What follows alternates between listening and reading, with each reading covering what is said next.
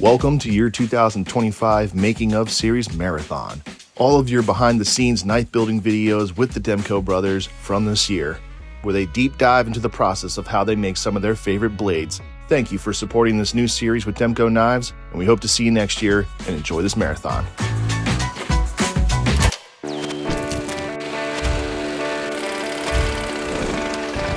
So right now I'm working on the Sachs blade for the 80/20 compact, and I'm working on a grind. I'm using a new type of dynamic grind to do this. I'm downing it on the burger grinder. I'm really excited about this knife because this is a project that's specific to what I wanted. 80/20 compact. Right now, probably one of our most popular knives, and I've been carrying it since we started producing this in a little higher quantity back in December. And the blade style that's on here, while it is very popular, it's very good, it's not to my personal preferences. I like to carry something a little more like a shark's foot. However, if it's like the one knife I'm going to carry, I wanted something that was slightly pointier, a little more suited for utility and self-defense. So I sat down with Andrew and I was like, let's make a Sachs blade. While this isn't necessarily historic Sachs, it draws inspiration from a Sachs. A Sachs is most commonly known as an early medieval Germanic weapon, probably and even among the Franks and in Scandinavia. Potentially, it's where the Saxons draw their name from. People of the knife, the people of the Sachs, maybe. It's kind of like the Bowie knife of medieval Europe, or the early Middle Ages. Wanted something that has a good utility purpose and self-defense if necessary. So that's where we're getting a little pointier than our regular shark's foot blade. The point is at the thinnest part of the blade. And I didn't want that because I wanted this to be like the most ideal everyday carry for my preferences. So to counteract that, what I'm doing is I'm adding a rotation to the grind. So it grind rotates, keeping the edge thickness the same throughout, but behind the edge is thicker out here than it is back here. So it's still capable of slicing in this area of the blade and has a stout tip forward. This here we have the first side ground. I'm pretty happy with how it looks. I need to make a little bit of adjustments to make it symmetrical with the other side, and I'm working on down on the other side. We will grind through this blade and we'll go through the rest of the process of building it, putting it together, and maybe we'll cut some stuff.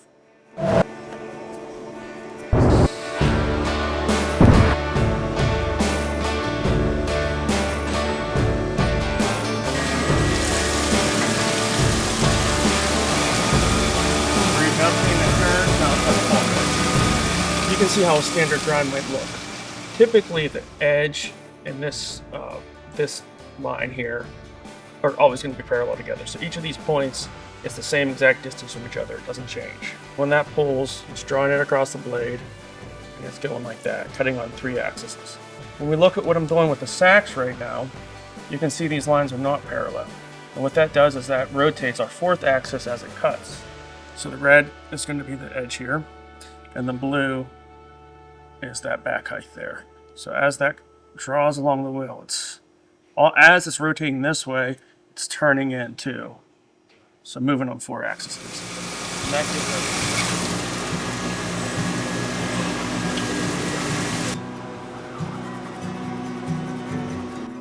it. So this is the cut we just made here. It looks pretty good. So we're looking for about 80. This is a hard way to measure it, but it'll come pretty close. 80. The tip is where it gets a little tricky. And we're right at 80 on the tip, so that's perfect. So let's get this in the other side of the machine and see how well I have it matched up. I was working on it right before, so we'll cut. If we need to make any adjustments, we will we'll do that. If not, we'll cut one of these blades that's ready to build. Get those in the tumbler, sharpen it, build a knife.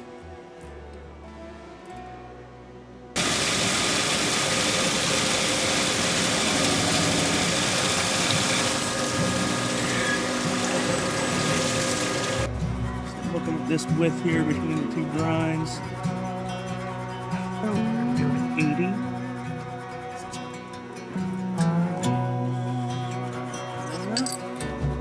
grab one of my guys to get this in the tumbler. Then we'll sharpen it, build it.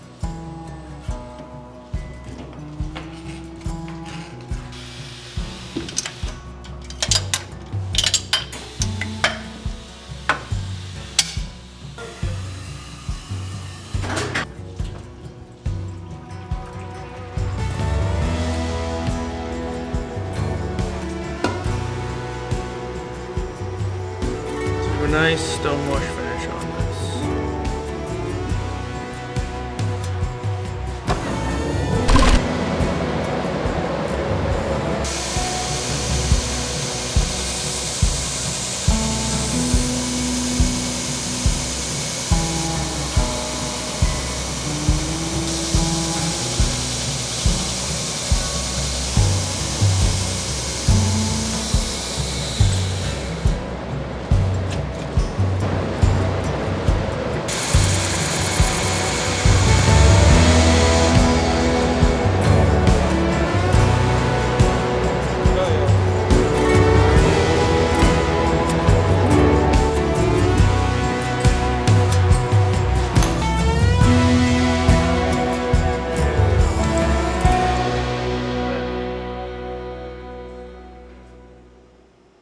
Beautiful. You want to keep it that thick? I do. All right. Well, let's build it.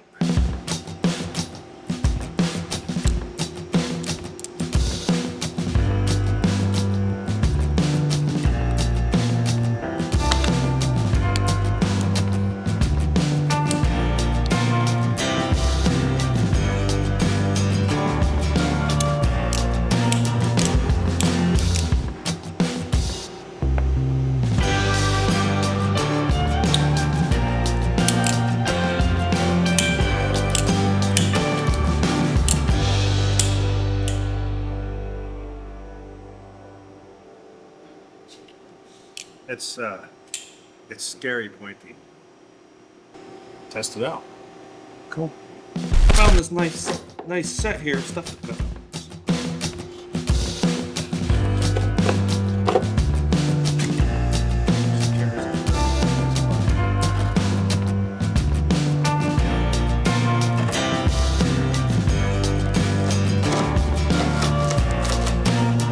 It's not bad, but it's just starting.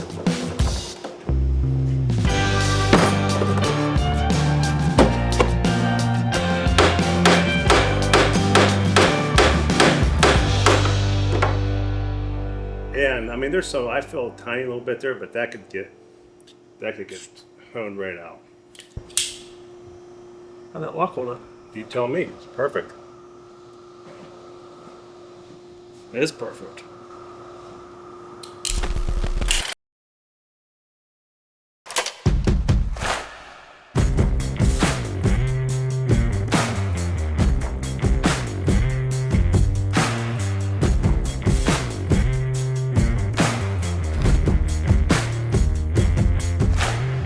You'll see this is a brand new blade. We're calling this a barong. I wanted to do a blade project that was all thumb stud only. We very often have a slot in our blades, so I wanted to mix this batch up. So when I approached Andrew and said, hey, let's do a stud only blade, we wanted to make sure it was a blade that fit, and what we came up with was this leaf style blade. We're calling it a barong, like a Filipino short sword that were leaf shaped like this. And here's one of the samples. So you can see it flares out towards the center, and it still comes to a relatively delicate tip. Not quite like a clip point, but for how broad it is, it still comes to a nice point with a continuous curve along the entire edge. And also on this blade, we decided to extend the jimping further along the top edge of the knife. So you still have that further out here.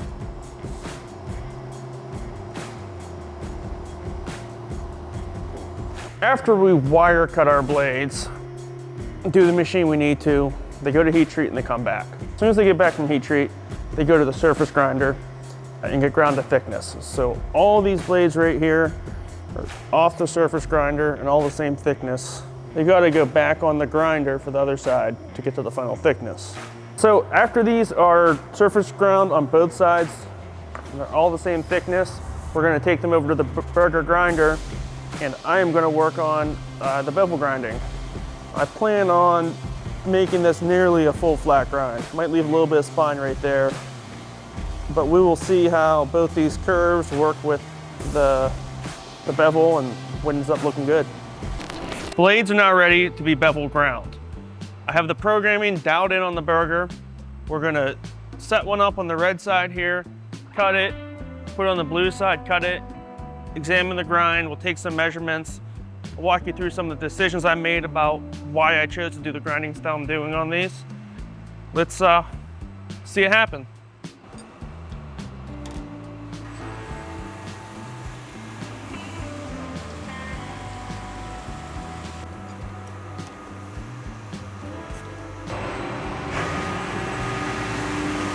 And we'll cut side 2 on the blue side here.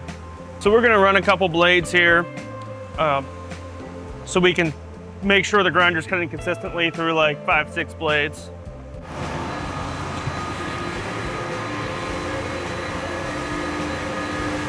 Sometimes these wheels can be a little bit finicky. And on the first one I cut for the day, my grind might not be perfect. But this one looks like it started out pretty good. Yep, that's what I'm looking for. Perfect.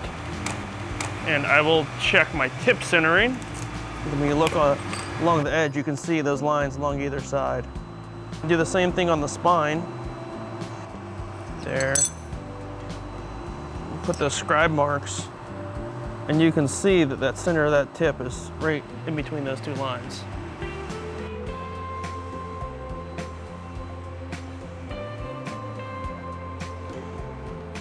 There's the fresh raw grind, and this is a tumbled one. So same thing. This has gone through the process of the hard milling for the bearing pocket and tumbling for a stone wash finish. This is the finish that will be on the knife. On the slims, I'm switching to a new bearing. We were previously using 1mm bearings. This is a 1.2 ceramic bearing we're putting in our slims now. To talk about the grind a little bit is, I originally was gonna come off here and do a full flat grind on this, which is the grinding style I've been favoring a little more recently. But I was looking some into the history of the barong, which is a Filipino short sword, and they were characteristic for being very, very thick and heavy. And this is a slim style blade, so to kind of keep a little bit of that history in there, I wanted to leave some of the thickness in the spine throughout, kind of just as a call to the tradition. Not that it was even a knife, but I like to see some of that inspiration still in the design. A lot of the barongs are anywhere from like 8 to 22 inches. I think later on they typically ended up being like 18 to 22. But this is a knife that's inspired by that weapon, both ceremonial and wartime weapon. And I think it carries that look. And with this grind, so what I decided to do is traditional, it's a very similar bevel that what you see in our clip point, but because of the blade shape, it ends up looking quite a bit different. So if you look, and this is sharp, where this is not, so a little more material is gonna come out. We're looking, you know, probably about 750 before the edge is on there, where this is same thing. Yeah, about 750. Like I said, this edge, you know, takes some material away, so it measures a little different. The barong has a very extreme continuous curve, so much so that the plunge starts under where this cutting edge is here. So you have some curve behind it, and then curve in front, where generally, you know, that's going to be straight and then start to curve. So keeping a standard bevel on there, this line has to be perfectly parallel to that the whole way. And that's what allowed me to kind of keep the spine thickness and having this very curvy grind in there. So let me walk you through some of the sharpening details on this. We'll put it together, we'll cut some stuff up, see how we like it. 240 belt, fixed angle, the barong. First thing I'm going to do though is I'm going to take this tip protector off. We leave that on so when it stone washes and it's going through the stones and tumbling, the tip doesn't get too rounded.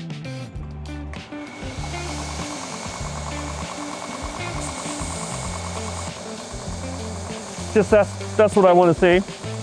Very simple. The way this ground, basically I have to follow the same path when I sharpen. And this continuous curve, it makes things trickier and easier at the same time. When you do something like a clip point, like this, where it's flat, you're pulling, pulling, pulling, then you turn.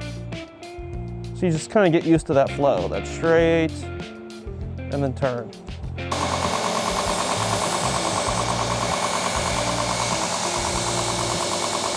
Looking pretty good. I didn't create a burr yet.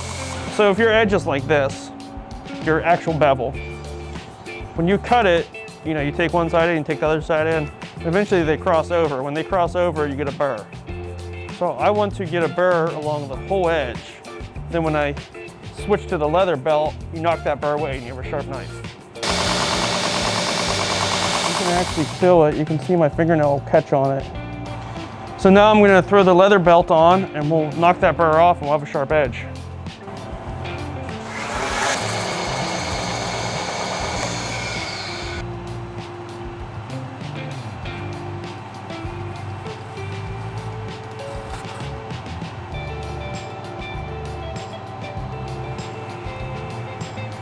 Pretty good. Let's get this built and cut some stuff up.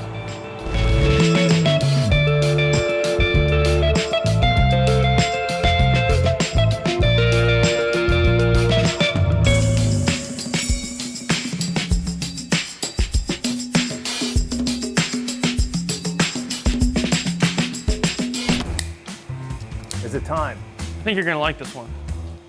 I already know I'm in love already. I don't know if it's because it's a new blade or It's what. because it's a new blade. Let's get down to business here. We got stuff to cut. Oh yeah. That point just grabs.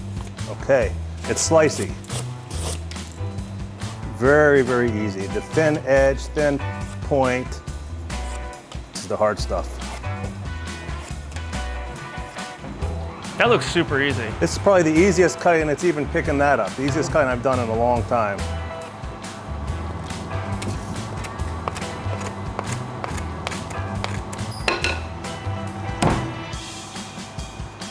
It's awesome.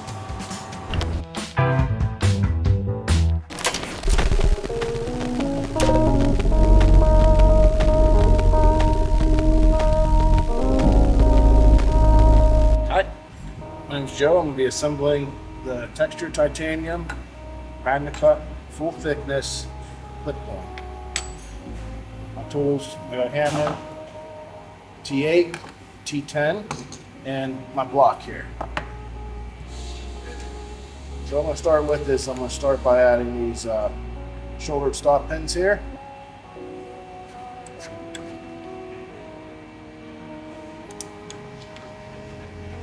I'm going to get them lined up. I'm going to gently tap them in here.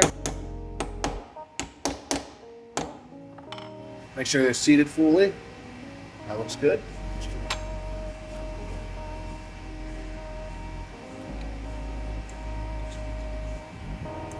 I'll get my barrels, spacers. Get those started on there. I'll grab my T8, grab my body screws.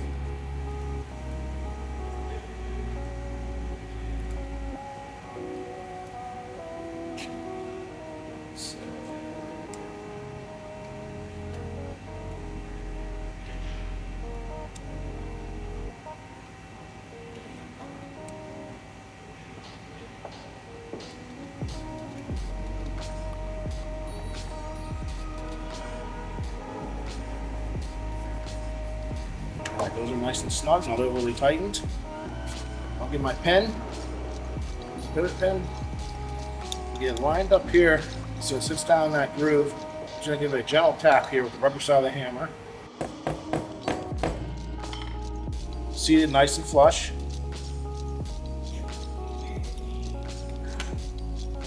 we're gonna get our stainless steel washer, our bearing, our blade,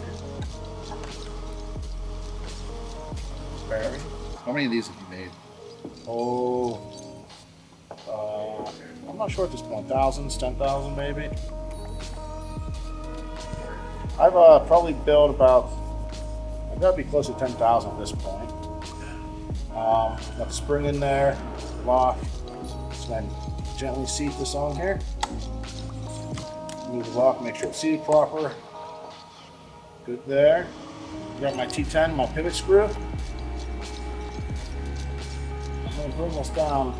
I'm gonna snug that down here. Whenever I do that,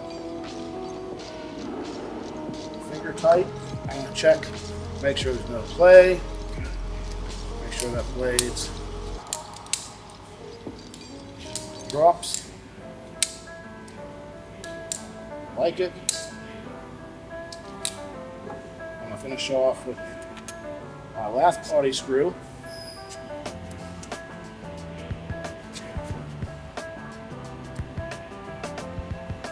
My pocket clip. The G screw here are a little bit longer.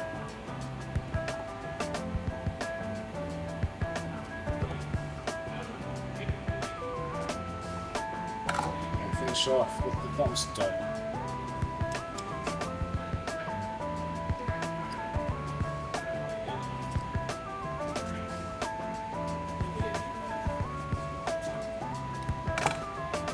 Check function. Good. Check the centering on here. Perfect centering.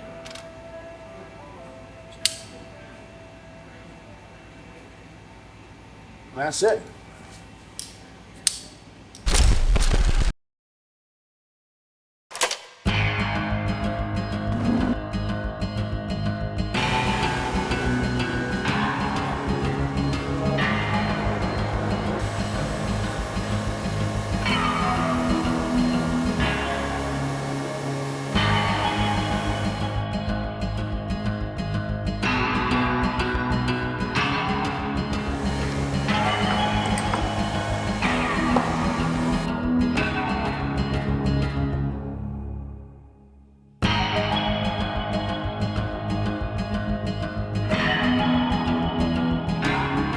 This is a Knife Center exclusive. I have the red side cut program, false edge, raise the bevel up a little bit from the original grind and the previous generation. This run we're gonna have a little bit higher bevel and I adjusted the false edge slightly. What we're gonna do now is we got our fixture set up for the blue side. We're gonna start programming that, match both sides up, and take a closer look at this blade shape.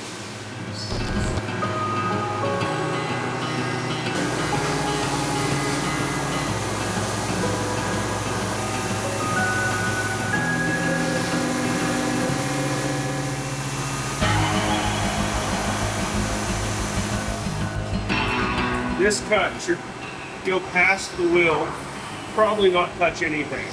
I just want to make sure we have a nice clean pull path before I start coming into the wheel. Bringing the blade again closer in. Now imagine this being the face of the wheel. We were just laying it past. So I'm just moving in that direction.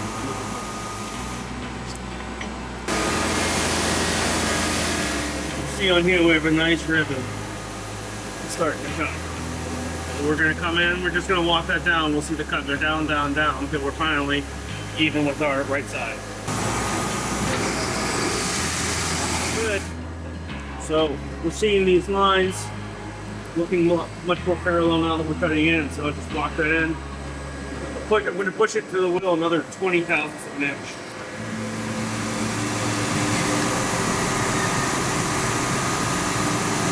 After you've cut it so many times, the results are going to be different than if you do it one pass like in production. So I'll never get the perfect result on this. But I know right about where I want to be, so I think the next cut will be perfect for this build.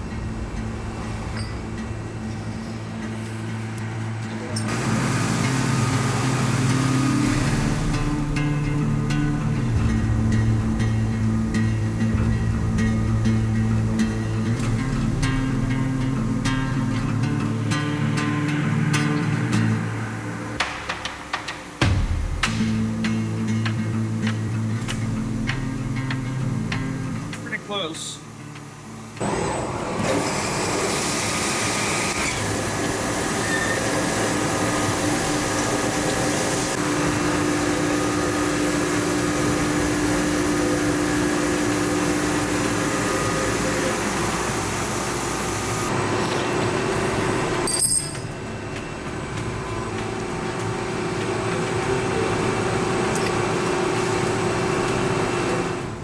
This is one of our clip point variations. It's kind of a combination between a clip and a drop. It has the same point as a clip point. So when you lay this over top of the whale shark, you can see the whale shark is broader and it has a slightly lower tip. It does have a clip to it. It's very short snout clip. So it's a little different, but you can see where this grind's taking up this whole entire blade. And we're working with a very similar grind height on the new whale shark, but we still have this thick spine here that adds a lot of rigidity to the blade. So it being wide like this adds a lot of versatility to a more narrow blade because we can have that long grind, we can thin on the edge, but still have the rigidity and the strength from the full thickness in the blade carrying through this far.